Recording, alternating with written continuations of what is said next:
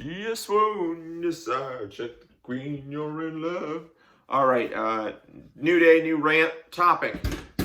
Disney Renaissance. Um, Disney Renaissance, for those of you unaware, this was the huge resurgence of Disney animation in the late 80s through the 90s. I think it started in 89 or 88, I believe with The Little Mermaid. I might be wrong on that.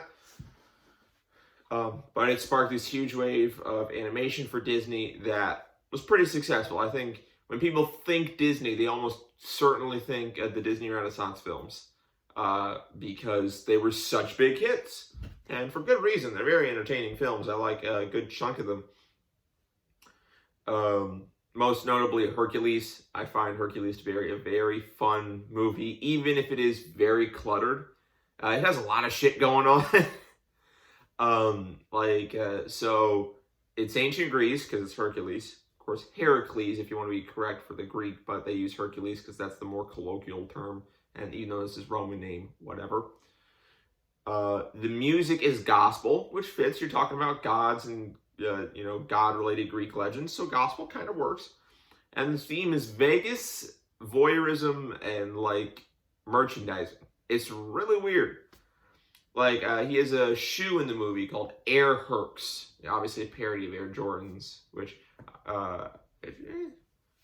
it's interesting. It's definitely dates the movie. I don't think there's any doubt about that. But it's a weird movie all around. Also, I can't remember the art director, but the art director, I believe he worked on The Wall, Pink Floyd's The Wall. I'm not sure on that 100%, but I think he did. And you can tell because the stylization in this movie is whew. But yeah, Hercules, I like it a lot. It's one of my favorite Disney Renaissance films, if not my favorite. Music in it, I say, is middle of the road. Even though the performers do an amazing job and Danny DeVito singing, holy shit, that's hilarious. The music doesn't have the power that I'd want from a Herculean story. So it just kind of falls back a little bit. I'm trying to think best music. Lion King has some pretty good fucking songs. Mulan, like Mulan a decent amount. Hunchback though, Hunchback's pretty fucking good, music-wise. There's some bits like the gargoyle song or whatever. A lot of people have gripes with the gargoyles, which I totally understand. They are not ideal. The gargoyles suck, especially with the casting related to them and stuff like that. They really didn't need to be in the story. They didn't really add much. And heck, they kind of insult Quasimodo partway through, so it's like a whole thing. So yeah, those are pretty good. I like the Tarzan soundtrack, even though it's, I think, the only Disney Renaissance film that isn't a musical. Now, that's not correct. Disney Renaissance, I think it's 89 to 99. I might be wrong on that. Or 2000, something like that. With the Disney Renaissance. I'm not sure on the time frame, but I know it starts in 89. And because of that, I think, Home on the Range 2 or some other shit, or Rescuers Down Under. Rescuers Down Under, that's what it is. That technically is part of the Disney Renaissance, even though it should not be part of the Disney Renaissance. But because of the time frame, it technically is. But yeah, most of the songs in those movies are pretty freaking good. Yeah. Hercules is one of the weaker ones. A lot of people like Beauty and the Beast. I'm not the biggest fan of Beauty and the Beast. I don't know why. It's just, I like some of the aspects of it and some of the concepts I think are interesting. But Belle wasn't interested in me. She just wasn't. I couldn't get interested in the main heroine, and so I couldn't enjoy the film as much as some other people. Right? Because that's the thing with these films, is they have the main heroine, and you want to get invested and want to feel for the main heroine, and I couldn't really do that with Belle. Right? I could do that with Ariel. I could do that with Mulan. I couldn't do that with Pocahontas because she is as bland as a piece of wood. Pocahontas has some good songs, But again, it's kind of middle of the road on songs. Pocahontas, story wise, some of the visuals are great. Some of the color grading that they do and the art style is really interesting. But Pocahontas is just boring as shit. It just really is. But yeah, you get attached to you get attached to the lead of the film, and that's what keeps you driving, right? I don't have a comprehensive list of all the Disney Renaissance films, but I think I just realized a lot of them have male leads. I mean, yes, there's princesses typically in them, but other than Beauty and the Beast, Little Mermaid, Pocahontas, Mulan, yeah. But then you have, those are female led, but then male led, you have Hercules, you have Aladdin, you have Hunchback, you have Lion King. You have a good mix of female and male led films.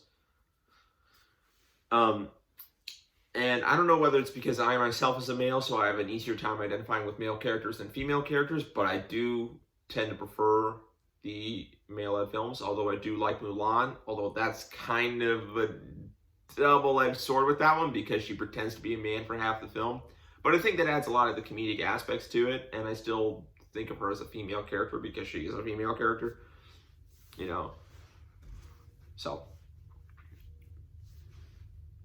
it's just kind of something nifty there. But Mulan Remake, by the way, didn't watch it, saw clips, saw some reviews. It looks like dog shit. From what I can tell, it looks like dog shit. And the whole debacle on paying extra for a movie when you already paid for the streaming service and stuff, that was a whole thing I didn't want to delve into. But yeah, apparently Mulan was shit. I'm not watching it. I don't have Disney Plus, although, I do what any reasonable person does when they don't have a streaming service and don't want to pay for it.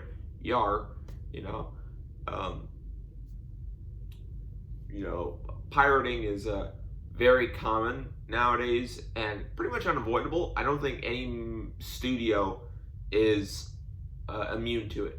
And especially the bigger studios are especially not immune to it. You can have as much anti-screen recording software, all this other shit. People will find a way. People find a way. If they want to find a way to spread, entertainment for free across the interwebs, they're going to do it. They're going to 100% do it. Because nobody likes spending money. You're really weird if you like spending money. Everybody wants free shit. And so if you can have free entertainment, hell, I mean, it's not free because you still need internet access. You need an internet provider. But with the service, you need your internet provider anyhow. So you're saving $7 here, $12 there, $8 there. Cable used to be a nightmare, and cable is still a nightmare. But the thing with cable is you had to buy bundles. You couldn't buy the channels that you wanted. You had to buy this bundle that had the channels you wanted, but then it had all this other shit you didn't care about. Or you had to buy this bundle where it had some of the shit you care about, but all this other crap, all this other dumb stuff. And when you had to buy those bundles, you're spending money for stuff that you do not want or do not care about. It's especially annoying because bundles are often separated by genre, kinda. It's a bit weird. But say you want sports, well, that's in a bundle on its own with a bunch of other stuff. But say you watch sports, but you also like nature documentaries or whatever. Well, that's in a separate bundle, so you got to get the bigger bundle or whatever bundle. You got to get all these bundles, right? And there's a nightmare, is super expensive, still is ridiculous. Well, with streaming services now, they're kind of going to the same thing. I mean, the Disney Plus bundle. I mean, it's the whole thing. They're going back to bundling. They're going back to, oh, well, this site has these shows, this site has these shows, this site has these shows. All the content is spread across all these different services, and I have to, pay for each of the different services to have them. Or you could do the logical choice, and that's what I do, pirate. But the thing with pirating is you gotta deal with a bunch of the ads, you gotta deal with viruses theoretically, load times can be annoying, sometimes servers get shut down really badly with no warning, sites might get shut down because, the inherent nature of the practice. And it's annoying.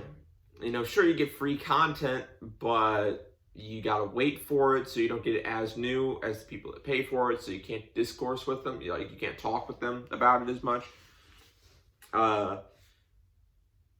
There's like a couple other things, but we're gonna get to a point where streaming services, there's already too many, because you have Netflix, you have Hulu, you have Disney Plus, you have Peacock, you have FX Plus, I think that's another one. You have, although that might no, I don't know. You have that. You have like AMC, I think, has their own one as well. God, who else has them? I think CBS has one. I might be wrong on that. Yeah, there's a lot of shit. There's a lot of shit, and it's just like, why? I just want to watch, my go-to shows, stuff like that. And then there's stuff for like anime, for instance. There's Funimation and Crunchyroll and stuff, and they work okay. I feel the biggest problem, though, when it comes to those is dubbing. Dubbing can mistranslate sometimes, which I'm not that mad about. Japanese can be a complex language, and there's not always a one-to-one translation for certain things. We're going from one language to another, especially with idioms, for instance. One language might have idioms that don't work in the other language just because of the way vocabulary works and stuff like that. Same thing with certain jokes. I can't remember what show it was, but there was one show where a character's nickname was entirely surrounded by the characters and pronunciation of their Japanese name. And so when they use that same nickname in the dub, it doesn't make any sense because they don't have that establishing language connection. So it's just a random ass nickname. But my biggest problem is, I think Funimation is the main offender, is when they say they're going to dub something, great, cool. People want to watch dubs sometimes. Some people prefer dub over sub just because they're not always looking at the screen. When you're watching a show, you could also be cooking, or you could be doing other stuff with your hands, or whatever. You could be doing other things while watching a show. And so you're not always going to be locked on the screen looking. And the problem with subbed is, it's subbed. You have to read the content. And if you're not always looking at the screen, which I most certainly am not, then I'm going to miss out on a lot of stuff. I can read it fast enough. That's not the problem. I can read the subtitles. Sometimes that can actually hurt me as I read things too fast, and it messes up with the character acting and portrayal. And that's another issue. So why I tend to watch dub more. Obviously, that narrows my watch pool significantly. But that's just kind of how it is. I've opened up more to sub recently, but still, I prefer dub. It's just, my biggest annoyance is when they say they're going to dub a show, and then the show happens to be of the more sensual variety, or kind of is a bit more out there with its subject matter, and they dub the first episode, and then like, nope, no more, and they only dub the first episode. And the first episode is all set up. Like, it does nothing. And then not to mention, they like censor it to hell and back too. Like, they censor the visuals. It was just like, you're taking out the entire point of the show. Like, there's certain shows where their entire point is to be like erotic. And then Funimation's like, you know what? Fuck you.